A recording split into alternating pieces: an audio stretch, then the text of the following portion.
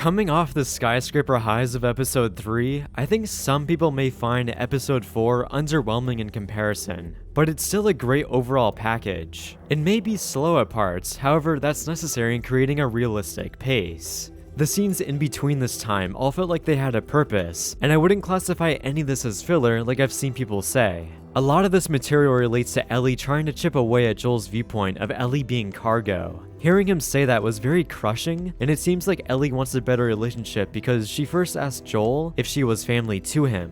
She's been trying really hard to bond with him, and this resistance he gives off makes their dialogue scenes really good. It offers a point of conflict within their relationship of whether or not Joel will open up more in each moment, and if Ellie will become Sarah in Joel's eyes. In each episode so far, there has been a progression. Like in the last episode, Joel and Ellie were barely on speaking terms, and now that they are, Ellie is trying to further push that line to Joel liking her company. Even for this episode, their relationship's starting point is vastly different from where it ends. That's why I think some of these scenes like the car ride dialogue and the campsite setting were so important because it sets up a point in their relationship that they then progress from later on. And again, these are really entertaining moments, like with Ellie reading jokes to Joel and trying to make him laugh, and her discovering a porn magazine. It's a very human and awkward moment, and Ellie using these avenues is a clever way to bond with Joel.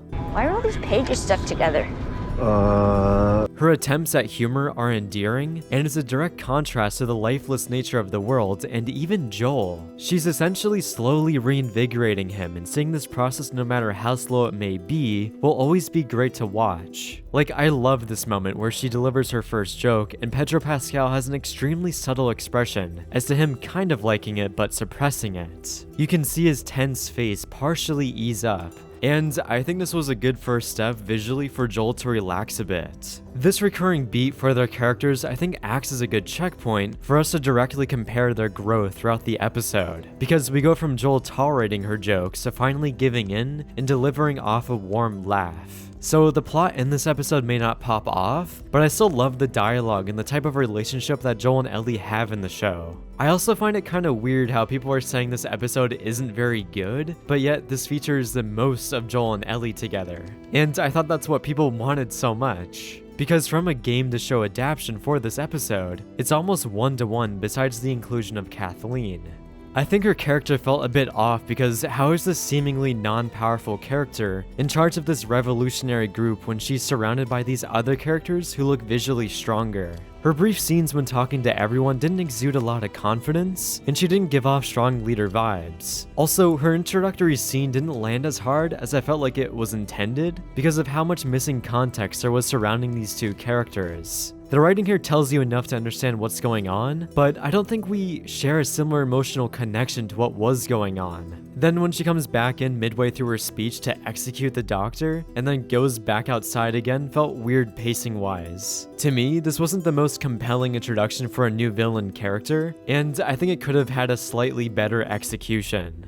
That, and the nature of her character, I feel like would have had a hard time convincing all of these people with her lies and manipulation. It makes me want this guy, who actually is the voice actor for Tommy in the game, to be the villain. His design is a lot more unique and badass, and doesn't resemble a Karen who probably used to be a soccer mom. This overall group though I think is an interesting exploration, as if a people-run government is better than the one prior. It illustrates how selfishly human-driven this group is through Kathleen's character, and is mostly her using people to accomplish her own goals. It creates a much more personally driven and fleshed out threat that surrounds Joel and Ellie in this setting, because in the game, these are basically unnamed people who wanted loot. Which we can go from this and talk about the ambush, because this was a horrific scene. This was a perfect recreation from the game, and every detail was replicated with immense precision. Starting out, I love the quick reactions that Bella Ramsey gives off, where she's shocked and dismayed about how Joel is about to run over this guy asking for help. Then them crashing into the laundromat was a crazy stunt, and it looked very realistic. Like, there was obviously no way for them to cheat that, since they literally crashed the car into this building, and you can see the stunt actors in the car taking on that crash.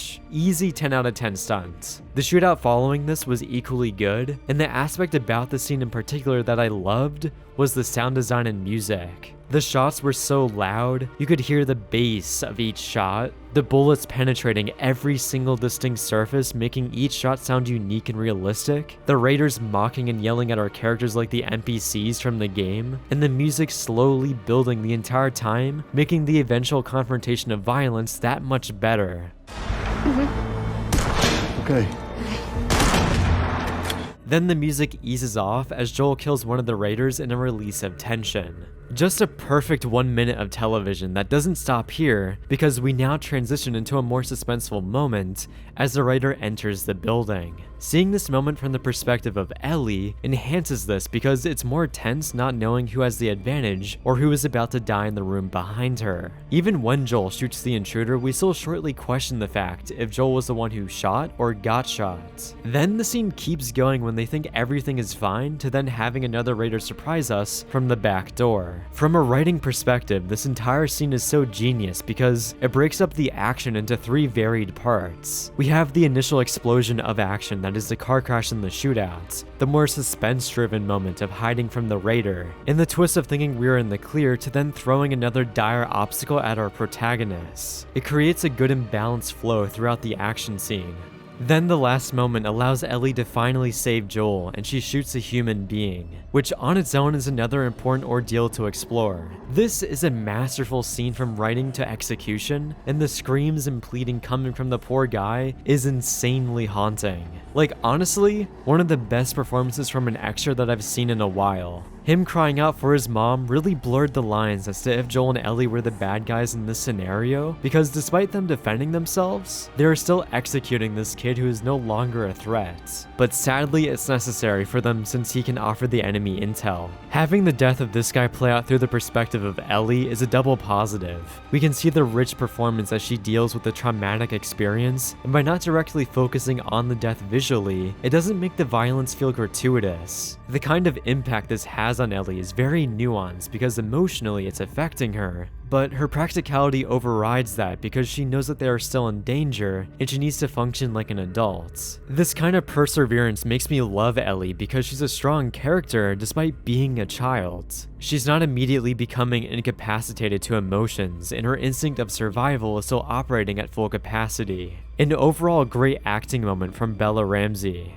This whole plot point allows Joel to finally make an attempt to act like a father. Ellie has done an unthinkable task of shooting someone as a kid, and Joel can't help but feel guilty for having put her in that situation, regardless of whether or not it was forced upon them. This, to me, is what I would identify as the turning point for their relationship together. Through this traumatic experience, they are deeply and inherently entangled now, and it is inescapable to not deal with the immense emotional baggage of executing someone. Joel was trying his hardest to keep his relationship with Ellie at a surface level, but he would be doing a disservice to himself as a father if he didn't try to console Ellie. And since this trait has been unlocked within Joel, we now see him give in to Ellie's humor, and before he breaks in a fit of laughter at the end, he makes his own joke towards Ellie here. Where'd you be without me, huh? By now, Wyoming.